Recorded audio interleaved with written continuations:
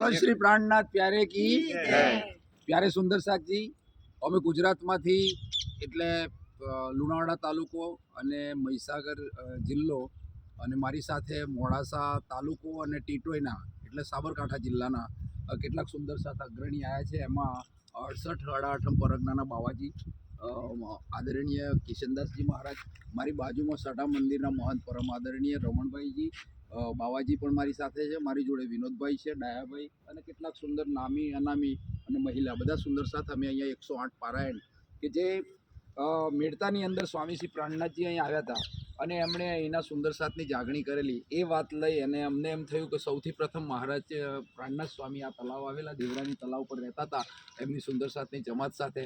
તો હું વિનંતી કરીશ અમારા કેશુભાઈ બાવાને કે આમ સ્વામી શ્રી પ્રાણનાથજીનો મેળતાનો જરા ઇતિહાસ શોર્ટમાં આપણને સમજાવશે। બોલો શ્રી પ્રાણનાથ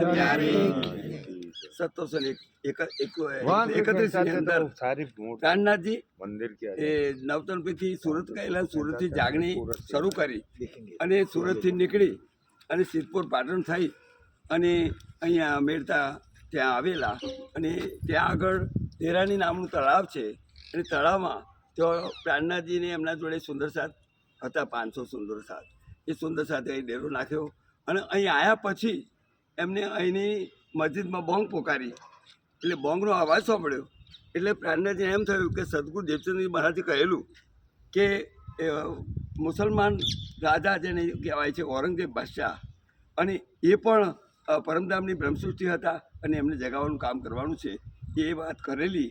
એ વાત મુજબ અહીં આવીને બોંગનો અવાજ સાંભળ્યો અને એ વખતે લા ઇલાહા ઇલ્લલ્લાહ મુહમ્મદ રસૂલુલ્લાહ એવો અવાજ સાંભળ્યો ત્યારે એમને ખબર પડી કે ખરેખર અલ્લાહ અને પરમાત્મા અક્ષરાતીત પરમાત્મા એક જ છે, એમાં કોઈ ભેદ નથી। જો આગળ અમે અહીંયા લગભગ વિશાલભાઈ, ગોવિંદભાઈ, વિનોદભાઈ કુડોલ,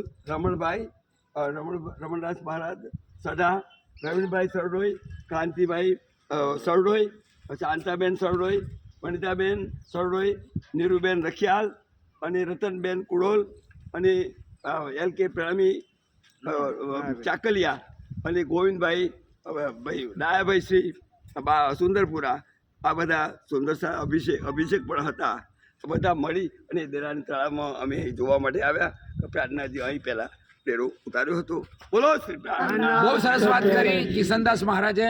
હું એલ કે વણકર પ્રણામી, કેમેરામેન હિમા આપણે અભિષેકભાઈ કે સાથ અહીંયા મેળતાની અંદર અમે ઉપસ્થિત થયા। ખૂબ ખૂબ અભિનંદન અભિષેકભાઈ આપનો પણ, અને આપણે આટલી અમારી જે નિજાનંદ સંપ્રદાયની જોડી થોડીક વાતો હતી એ શેર કરશો એવી હું આપની પાસે આશા રાખું છું। Thank you. બોલો શ્રી પ્રાણનાથ।